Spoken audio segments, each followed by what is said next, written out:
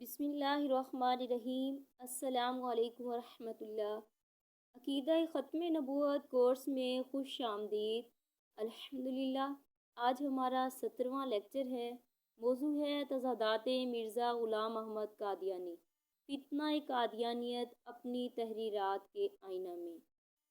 مرزا کی تضاد بیانی ذکر کرتے ہیں، ان کی کتب کے اسکین کے ساتھ، ریفرنس کے ساتھ۔ نبوت بند ہے یا جاری؟ ازالہ اوہام حصہ دوم صفحہ 761 پر ملاحظہ فرمائے، قرآن کریم بعد خاتم النبیین کے کسی رسول کا آنا جائز نہیں رکھتا، خواہ وہ نیا رسول ہو یا پرانا ہو، کیونکہ رسول کو علم دین بتوسط جبرائیل ملتا ہے اور باب نزول جبرائیل و پیرائے وحی رسالت مسدود ہیں۔ اسی طرح روحانی خزائن جلد 3 صفحہ 414 پر ہے، اور ظاہر ہے کہ یہ بات مستلزم محال ہے کہ خاتم النبیین کے بعد پھر جبرائیل علیہ السلام کی وحی رسالت کے ساتھ زمین پر آمد و رفت شروع ہو جائے اور ایک نئی کتاب اللہ گو مضمون میں قرآن شریف سے توارد رکھتی ہو پیدا ہو جائے، اور جو امر مستلزم محال ہو وہ محال ہوتا ہے۔ فتبرک روحانی خزائن جلد 3 صفحہ 431 پر ہے، ما كان محمد ابا احد من رجالکم ولکن رسول اللہ وخاتم النبیین، یعنی محمد صلی اللہ علیہ وسلم تم میں سے کسی مرد کا باپ نہیں ہے مگر وہ رسول اللہ ہے اور ختم کرنے والا نبیوں کا۔ یہ آیت بھی صاف دلالت کر رہی ہے کہ بعد ہمارے نبی صلی اللہ علیہ وسلم کے کوئی رسول دنیا میں نہیں آئے گا۔ اب اسی کا تضاد یعنی نبوت جاری پر ملاحظہ فرمائیں، ایام الصلح صفحہ 146، روحانی خزائن جلد 14 صفحہ 393۔ حدیث لا نبی بعدی میں بھی نفی عام ہے، پس یہ کس قدر جرأت اور دلیری اور گستاخی ہے کہ خیالات رقیقہ کی پیروی کر کے نصوص صحیحہ قرآن کو عمداً چھوڑ دیا جائے اور خاتم الانبیاء کے بعد ایک نبی کا آنا مان لیا جائے، اور بعد اس کے جو وحی نبوت منقطع ہو چکی تھی پھر سلسلہ وحی نبوت کا جاری کر دیا جائے۔ اسی طرح روحانی خزائن جلد 21 صفحہ 354 پر ہے، یہ کس قدر لغو اور باطل عقیدہ ہے کہ ایسا خیال کیا جائے کہ بعد حضرت صلی اللہ علیہ وآلہ وسلم کے وحی الہی کا دروازہ ہمیشہ کے لیے بند ہو گیا ہے اور آئندہ کو قیامت تک اس کی کوئی بھی امید نہیں، صرف قصوں کی پوجا کرو۔ بس کیا ایسا مذہب کچھ مذہب ہو سکتا ہے جس میں براہ راست خدا تعالیٰ کا کچھ بھی پتہ نہیں لگتا، جو ہیں قصے ہیں، اور کوئی اگرچہ اس کی راہ میں اپنی جان بھی فدا کرے اس کی رضا جوئی میں فنا ہو جائے اور ہر ایک چیز پر اس کو اختیار کر لے، تب بھی وہ اس پر اپنی شناخت کا دروازہ نہیں کھولتا اور مکالمات اور مخاطبات سے اس کو مشرف نہیں کرتا۔ میں خدا تعالیٰ کی قسم کھا کر کہتا ہوں کہ اس زمانے میں مجھ سے زیادہ بیزار ایسے مذہب سے اور کوئی نہ ہوگا۔ میں ایسے مذہب کا نام شیطانی مذہب رکھتا ہوں، نہ کہ رحمانی، اور میں یقین رکھتا ہوں کہ ایسا مذہب جہنم کی طرف لے جاتا ہے اور اندھا رکھتا ہے اور اندھا ہی مارتا ہے اور اندھا ہی قبر میں لے جاتا ہے۔ نعوذ باللہ۔ تو ناظرین دوسرا تضاد دیکھتے ہیں، وحی کی غلطی یا اجتہادی غلطی۔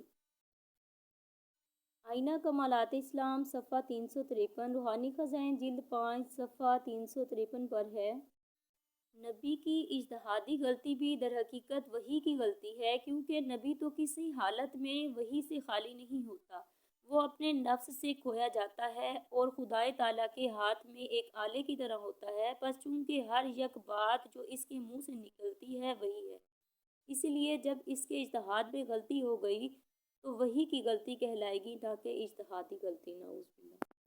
اسی کا تضاد ملاحظہ فرمائیں، تمتع حقیقت الوحی، روحانی خزائن جلد 22 صفحہ 573، ایک نبی اپنے اجتہاد میں غلطی کر سکتا ہے مگر خدا کی وحی میں غلطی نہیں ہوتی۔ تیسرا تضاد دیکھتے ہیں، نبی اور رسول ہونے کا اقرار یا انکار۔ حوالہ ملاحظہ فرمائیں، نیا ایڈیشن ملفوظات جلد 5 صفحہ 447 پر مرزا لکھتا ہے، ہمارا دعویٰ ہے کہ ہم نبی اور رسول ہیں۔ روحانی خزائن جلد 18 صفحہ 231، دافع البلاء صفحہ 11 پر لکھتا ہے، سچا خدا وہی ہے وہی خدا ہے جس نے قادیان میں اپنا رسول بھیجا۔ مزید ملاحظہ فرمائیں، اور میں خدا تعالیٰ کی قسم کھا کر کہتا ہوں کہ خدا تعالیٰ کا کلام ہے جو میرے اوپر نازل ہوا، اور یہ دعویٰ امت محمدیہ میں سے آج تک کسی اور نے ہرگز نہیں کیا کہ خدا تعالیٰ نے میرا یہ نام رکھا ہے، اور خدا تعالیٰ کی وحی سے صرف میں اس نام کا مستحق ہوں۔ یہ تو تھا مرزا کا نبی اور رسول ہونے کا اقرار۔ اب اس کا تضاد دیکھتے ہیں۔ آسمانی فیصلہ صفحہ 3۔ خدا تعالیٰ جانتا ہے کہ میں مسلمان ہوں اور ان سب عقائد پر ایمان رکھتا ہوں جو اہل سنت والجماعت مانتے ہیں، اور کلمہ طیبہ لا الہ الا اللہ محمد رسول اللہ کا قائل ہوں، اور قبلہ کی طرف نماز پڑھتا ہوں، اور میں نبوت کا مدعی نہیں بلکہ ایسے مدعی کو دائرہ اسلام سے خارج سمجھتا ہوں۔ تضاد نمبر 4۔ اسلام واحد دین یا تمام تبع ملت کا ایک ہونا محال۔ ملاحظہ فرمائیں، کیونکہ اس پر اتفاق ہو گیا ہے کہ مسیح کے نزول کے وقت اسلام دنیا میں کثرت سے پھیل جائے گا اور ملل باطلہ ہلاک ہو جائیں گے۔ اسی کا تضاد ہے، اور یہ خیال کرنا کہ کوئی ایسا زمانہ بھی آئے گا کہ تمام لوگ اور تبع ملت واحدہ پر ہو جائیں گی، یہ غلط ہے۔ جس حالت میں اللہ تعالیٰ بنی آدم کو کی تقسیم یہ فرماتا ہے کہ منہم شقی و سعید، تو ممکن نہیں کہ کسی زمانے میں صرف سعید رہ جائیں اور شقی تمام مارے جائیں، اور نیز یہ فرمایا ہے وَلِذَالِكَ خَلَقَهُمْ، یعنی اختلاف انسانوں کی فطرت میں رکھا گیا ہے۔ بس جبکہ انسانوں کی فطرت کثرت مذاہب کو چاہتی ہے تو پھر وہ ایک مذہب پر کیوں کر ہو سکتے ہیں۔ تضاد نمبر 5۔ بہت سے افراد نبی یا صرف ایک نبی۔ بس ان دونوں خرابیوں سے محفوظ رکھنے کے لیے خدا تعالیٰ نے مکالمہ مخاطبہ کاملہ تامہ مطہرہ مقدسہ کا شرف ایسے بعض افراد کو عطا کیا جو فنا فی رسول کی حالت تک اتم درجے تک پہنچ گئے اور کوئی حجاب درمیان نہ رہا، اور امتی ہونے کا مفہوم اور پیروی کے معنی اتم اور اکمل درجے پر ان میں پائے گئے، ایسے طور پر کہ ان کا وجود اپنا وجود نہ رہا بلکہ ان کے محویت کے آئینہ میں حضرت صلی اللہ علیہ وسلم کا وجود منعکس ہو گیا، اور دوسری طرف اتم اور اکمل طور پر مکالمہ مخاطبہ الہیہ نبیوں کی طرح ان کو نصیب ہوا۔ بس اس طرح پر بعض افراد نے باوجود امتی ہونے کے نبی ہونے کا خطاب پایا، کیونکہ ایسی صورت کی نبوت محمدیہ سے الگ نہیں ہے۔ اب اسی کا تضاد ملاحظہ ہو، غرض اس حصہ کثیر وحی الہیہ اور امور غیبیہ میں اس امت میں سے میں ہی ایک فرد مخصوص ہوں، اور جس قدر مجھ سے پہلے اولیاء اور ابدال اور اقطاب اس امت میں سے گزر چکے ہیں، ان کو یہ حصہ کثیر اس نعمت کا نہیں دیا گیا۔ بس اس وجہ سے نبی کا نام پانے کے لیے میں ہی مخصوص کیا گیا، اور دوسرے تمام لوگ اس نام کے مستحق نہیں، کیونکہ کثرت وحی اور کثرت امور غیبیہ اس میں شرط ہے، اور وہ شرط ان میں پائی نہیں جاتی۔ تضاد نمبر 6۔ حقیقی و تشریع نبوت کا اقرار یا انکار۔ ملاحظہ فرمائیں، ماں سوا اس کے یہ بھی تو سمجھو کہ شریعت کیا چیز ہے۔ جس نے اپنی وحی کے ذریعے سے چند امر و نہی بیان کیے اور اپنی امت کے لیے ایک قانون مقرر کیا، وہی صاحب شریعت ہو گیا۔ بس اس تعریف کی روح سے بھی ہمارے مخالف ملزم ہیں، کیونکہ میری وحی میں امر بھی ہیں اور نہیں بھی۔ تو سامعین، اسی کا تضاد ملاحظہ ہو، اور جس جگہ میں نے نبوت یا رسالت سے انکار کیا ہے، صرف ان معنوں سے کیا ہے کہ میں مستقل طور پر کوئی شریعت لانے والا نہیں ہوں، اور نہ میں مستقل طور پر نبی ہوں۔ تضاد نمبر 7 دیکھتے ہیں۔ ولد الحرام نام نہ رکھنا یا حرام زادہ کہنا۔ ہم کسی کو ولد الحرام کہتے نہ حرام زادہ نام رکھتے، بلکہ وہ شخص جو ایسے سیدھے اور صاف فیصلے کو چھوڑ کر زبان درازی سے باز نہیں رہے گا، وہ آپ یہ تمام نام اپنے لیے اختیار کرے گا۔ حوالہ ملاحظہ ہو۔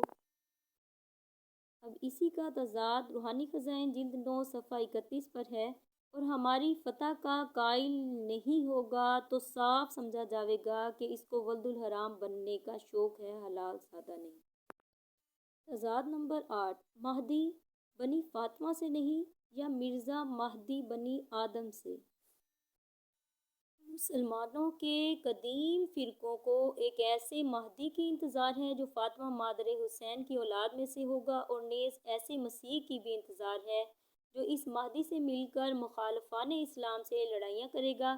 مگر میں اس بات پر زور دیا ہے میں نے کہ یہ سب خیالات لغو اور باطل اور جھوٹ ہیں، اور ایسے خیالات کے ماننے والے سخت غلطی پر ہیں۔ ایسے مہدی کا وجود ایک فرضی وجود ہے جو نادانی اور دھوکہ سے مسلمانوں کے دلوں میں جمع ہوا ہے، اور سچ یہ ہے کہ بنی فاطمہ سے کوئی مہدی آنے والا نہیں، اور ایسی تمام حدیثیں موضوع اور بے اصل و بناوٹی ہیں۔ تو ناظرین، یہاں پر مرزا غلام احمد قادیانی نے امام مہدی علیہ السلام کی آمد کا انکار کیا ہے، اور جن کے متعلق آپ گزشتہ لیکچرز میں جان چکے ہیں۔ تضاد دیکھتے ہیں مرزا کا اس کے متعلق، جس میں اس نے خود مہدی ہونے کا دعویٰ کیا ہے۔ ملاحظہ فرمائیں، اور وہ آخری مہدی جو تنزیل اسلام کے وقت اور گمراہی کے پھیلنے کے زمانے میں براہ راست خدا سے ہدایت پانے والا، اور اس آسمانی معاہدے کو نئے سرے انسانوں کے آگے پیش کرنے والا تقدیر الہی میں مقرر کیا گیا تھا، جس کی بشارت آج سے 1300 برس پہلے رسول کریم صلی اللہ علیہ وسلم نے دی تھی، وہ میں ہی ہوں۔ نعوذ باللہ۔ تضاد نمبر 9، امام بخاری علیہ رحمہ مہدی کے آنے کے مخالف یا قائل۔ اگر مہدی کا آنا مسیح ابن مریم کے زمانے کے لیے ایک لازم غیر منافق ہوتا اور مسیح کے سلسلہ ظہور میں داخل ہوتا، تو وہ دو بزرگوار شیخ اور امام حدیث کے یعنی حضرت محمد اسماعیل صاحب صحیح بخاری اور حضرت امام مسلم صاحب صحیح مسلم اپنے صحیحوں سے اس واقعے کو خارج نہ رکھتے، لیکن جس حالت میں انہوں نے اس زمانے کا تمام نقشہ کھینچ کر آگے رکھ دیا اور حصر کے طور پر دعویٰ کر کے بتلا دیا کہ فلاں فلاں عمر کا اس وقت ظہور ہوگا، لیکن امام محمد مہدی کا نام تک بھی تو نہیں لیا، بس اس سے سمجھا جاتا ہے کہ انہوں نے اپنے صحیح اور کامل تحقیقات کی روح سے ان حدیثوں کو صحیح نہیں سمجھا جو مسیح کے آنے کے ساتھ مہدی کا آنا لازم غیر منافق ٹھہرا رہی ہیں۔ اسی کا تضاد ملاحظہ ہو شہادت القرآن صفحہ 29۔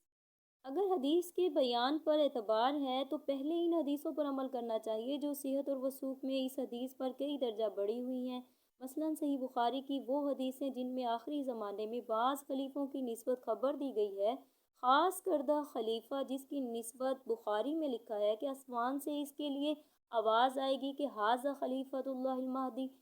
اب سوچو کہ یہ حدیث کس پایہ اور مرتبے کی ہے جو ایسی کتب میں درج ہے جو اصحاب الکتب بعد کتاب اللہ ہے۔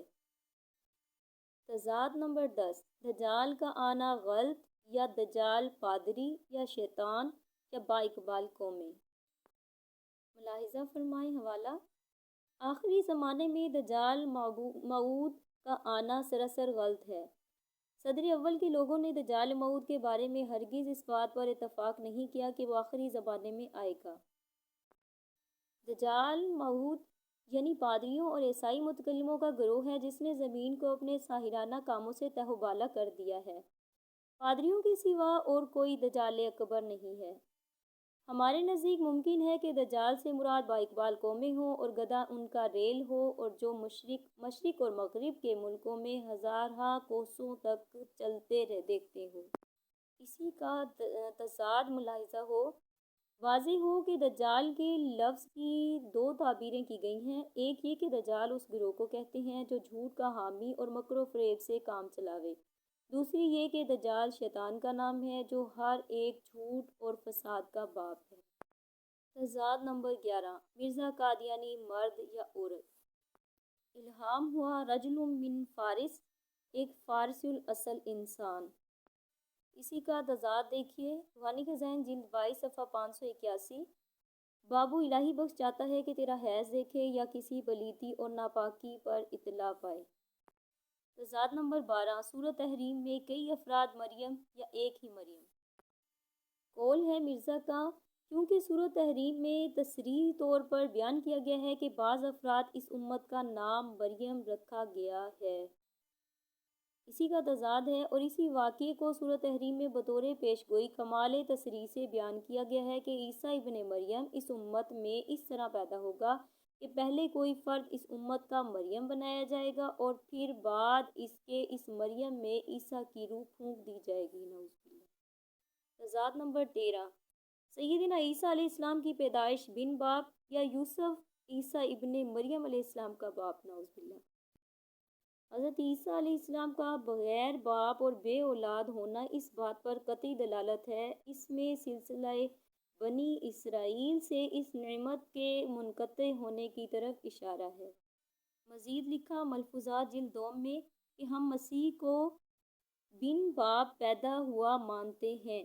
اسی کا تضاد ملاحظہ ہو، حضرت مسیح ابن مریم اپنے باپ یوسف کے ساتھ 22 برس کی مدت تک نجاری کا کام کرتے رہے ہیں، نعوذ باللہ۔ تضاد نمبر 14، حضرت عیسیٰ علیہ السلام کی اولاد یا اولاد کا انکار۔ حوالہ ملاحظہ فرمائیں، اور ساتھ اس کے یہ بھی خیال ہے کہ کچھ حصہ اپنی عمر کا افغانستان میں بھی رہے ہوں گے اور کچھ بعید نہیں کہ وہاں شادی بھی کی ہوگی، اور افغانستان میں ایک قوم عیسیٰ خیل کہلاتی ہے، کیا تعجب ہے کہ وہ حضرت عیسیٰ علیہ السلام کی ہی اولاد ہوں، نعوذ باللہ۔ اسی کا تضاد جیسے کہ پہلے ذکر ہوا کہ حضرت عیسیٰ کا بغیر باپ اور بے اولاد ہونا اس بات پر قطعی دلالت ہے، اس میں سلسلہ بنی اسرائیل سے اس نعمت کے منقطع ہونے کی طرف اشارہ ہے۔ تضاد نمبر 15، حضرت عیسیٰ ابن مریم علیہ السلام کے اخلاق فاضلہ کا انکار یا اقرار۔ ملاحظہ فرمائیں حوالہ، حضرت عیسیٰ علیہ السلام نے خود اخلاقی تعلیم پر عمل نہیں کیا، انجیر کے درخت کو بغیر پھل کے دیکھ کر اس پر بد دعا کی اور دوسروں کو دعا کرنا سکھلایا، اور دوسروں کو یہ بھی حکم دیا کہ تم کسی کو احمق مت کہو، مگر خود اس قدر بدزبانی میں بڑھ گئے کہ یہودی بزرگوں کو ولد الحرام تک کہہ دیا، اور ہر ایک واعظ میں یہودی علماء کو سخت سخت گالیاں دی اور برے برے ان کے نام رکھے۔ اخلاقی معلم کا یہ فرض ہے کہ پہلے آپ اخلاق کریمہ دکھلاوے، بس کیا ایسی تعلیم ناقص جس پر انہوں نے آپ پر بھی عمل نہ کیا خدا تعالیٰ کی طرف سے ہو سکتی ہے؟ اب مرزا کے اسی قول کا تضاد اسی کی اپنی تحریر میں دیکھتے ہیں۔ اگرچہ حضرت عیسیٰ علیہ السلام نے اکثر سخت لفظ اپنے مخاطبین کے حق میں استعمال کیے ہیں، جیسا کہ سور، کتے، بے ایمان، بدکار وغیرہ وغیرہ، لیکن ہم نہیں کہہ سکتے کہ نعوذ باللہ آپ اخلاق فاضلہ سے بے بہرہ تھے، کیونکہ وہ تو خود اخلاق سکھلاتے اور نرمی کی تائید کرتے، بلکہ یہ لفظ جو اکثر آپ کے منہ سے جاری رہتے تھے یہ غصے کے جوش اور مجنونانہ طیش سے نہیں نکلتے تھے، بلکہ نہایت آرام اور ٹھنڈے دل سے اپنے محل پر یہ الفاظ چسپاں کیے جاتے تھے۔ تضاد نمبر 16، آنے والے مسیح کی نبوت کا اقرار یا انکار۔ جس آنے والے مسیح موعود کا حدیثوں سے پتہ لگتا ہے، اس کا انہی حدیثوں میں یہ نشان دیا گیا ہے کہ وہ نبی بھی ہوگا اور امتی بھی۔ اسی طرح ایک اور جگہ لکھا ہے، بس اس سے بھی آخری زمانے میں ایک رسول کا مبعوث ہونا ظاہر ہوتا ہے اور وہ مسیح موعود ہے۔ اس کا تضاد دیکھتے ہیں، اور وہ ابن مریم جو آنے والا ہے کوئی نبی نہیں ہوگا بلکہ فقط امتی لوگوں میں سے ایک شخص ہوگا۔ حوالہ ملاحظہ فرمائیں۔ مزید لکھا ہے مرزا نے، یعنی عیسیٰ ایسی حالت میں نازل ہوگا جو اس شریعت کے مطابق حکم کرے گا، نہ نبی ہو کر۔ تضاد نمبر 17، مسیح ابن مریم صلیب پر 1.5 گھنٹہ، 2 گھنٹے، 3 گھنٹے یا چند منٹ۔ روحانی خزائن جلد 14 صفحہ 351 پر لکھا ہے، حضرت مسیح صلیب پر صرف گھنٹہ 1.5 گھنٹہ رکھے گئے اور شاید اس سے بھی کم اور پھر اتارے گئے، نعوذ باللہ۔ اسی بات کا تضاد ہے، انجیلوں کو ذرا غور سے کی نظر سے پڑھنے سے آپ کو معلوم ہوگا کہ حضرت مسیح علیہ السلام نہ 3 دن تک صلیب پر رہے، نہ 3 دن کی بھوک اور پیاس اٹھائی اور نہ ان کی ہڈیاں توڑی گئیں، بلکہ قریباً 2 گھنٹے تک صلیب پر رہے، نعوذ باللہ۔ پھر لکھتا ہے مزید کہ چند منٹ میں ہی مسیح کو صلیب پر سے اتار لیا گیا۔ تضاد نمبر 18، حضرت عیسیٰ علیہ السلام کے آسمان سے نزول کی مخالفت یا اقرار۔ ملاحظہ فرمائیں حوالہ، حضرت عیسیٰ علیہ السلام فوت ہو چکے ہیں اور ان کا زندہ آسمان پر ماں جسم عنصری جانا اور اب تک زندہ ہونا اور پھر کسی وقت ماں جسم عنصری زمین پر آنا، یہ سب ان پر تہمتیں ہیں، نعوذ باللہ۔ اسی کا تضاد ہے کہ بائبل اور ہماری احادیث اور اخبار کی کتابوں کی روح سے جن نبیوں کا اسی وجود عنصری کے ساتھ آسمان پر جانا تصور کیا گیا ہے وہ دو نبی ہیں، ایک یوحنا جس کا نام ایلیا اور ادریس بھی ہے، دوسرے مسیح ابن مریم جن کو عیسیٰ اور یسوع بھی کہتے ہیں۔ ایک اور حوالہ ملاحظہ فرمائیں، اس نے جو کچھ پایا آسمان کے خدا سے پایا، اسی وجہ سے اس کے حق میں نبی معصوم کی پیش گوئی میں یہ الفاظ آئے ہیں کہ وہ آسمان سے اترے گا، یعنی آسمان سے پائے گا، زمین سے کچھ نہیں پائے گا۔ تضاد نمبر 19، آمد عیسیٰ علیہ السلام 16ویں صدی یا 14ویں صدی میں؟ مرزا کا قول ہے وہ نبی جو ہمارے نبی صلی اللہ علیہ وسلم سے 600 برس پہلے گزرا ہے وہ عیسیٰ علیہ السلام ہیں اور کوئی نہیں۔ اسی کا تضاد ہے، مسیح ابن مریم موسیٰ کے بعد 14ویں صدی میں ظاہر ہوا تھا۔ تضاد نمبر 19، مسیح ابن مریم علیہ السلام کی گستاخی یا تعریف۔ حوالہ ملاحظہ فرمائیں، وہ ایک عورت کے پیٹ پہ 9 مہینے تک بچہ بن کر رہا اور خون حیض کھاتا رہا اور انسانوں کی طرح ایک گندی راہ سے پیدا ہوا اور پکڑا گیا اور صلیب پر کھینچا گیا، نعوذ باللہ۔ مزید مرزا نے لکھا، غرض قرآن شریف نے حضرت مسیح کو سچا قرار دیا ہے، لیکن افسوس سے کہنا پڑتا ہے کہ ان کی پیش گوئیوں پر یہود کے سخت اعتراض ہیں جو ہم کسی طرح ان کو دفع نہیں کر سکتے۔ صرف قرآن کے سہارے سے ہم نے مان لیا ہے اور سچے دل سے قبول کیا ہے، اور بجز اس کے کہ ان کی نبوت پر ہمارے پاس کوئی بھی دلیل نہیں۔ عیسائی تو ان کی خدائی کو روتے ہیں مگر یہاں نبوت بھی ان کی ثابت نہیں ہو سکتی۔ ہائے کس کے آگے یہ ماتم لے جائیں کہ حضرت عیسیٰ علیہ السلام کی 3 پیش گوئیاں صاف طور پر جھوٹی نکلی، اور آج کون زمین پر ہے جو اس عقدہ کو حل کر سکے، نعوذ باللہ۔ اسی کا تضاد ملاحظہ ہو، افسوس ہزار افسوس کہ یسوع مسیح جیسے خدا کے پیارے کی نسبت یہ اعتقاد رکھیں کہ کسی وقت اس کا دل لعنت کے مفہوم کا مصداق بھی ہو گیا تھا۔ مزید لکھا مرزا نے کہ یسوع دل کا غریب اور حلیم اور خدا سے پیار کرنے والا اور ہر دم خدا کے ساتھ تھا۔ اب 20 تضاد ہو چکی ہیں۔ اب تضاد نمبر 21، مرزا کا منکر مسلمان یا کافر؟ قول ہے مرزا کا، ملاحظہ فرمائیں، کیونکہ ابتدا سے میرا یہی مذہب ہے کہ میرے دعوے کے انکار کی وجہ سے کوئی شخص کافر یا دجال نہیں ہو سکتا۔ اسی کا تضاد ہے، جو میرے مخالف تھے ان کا نام عیسائی اور یہودی اور مشرک رکھا گیا۔ مزید لکھا، اور مجھے بشارت دی ہے کہ جس نے تجھے شناخت کرنے کے بعد تیری دشمنی اور تیری مخالفت اختیار کی وہ جہنمی ہے۔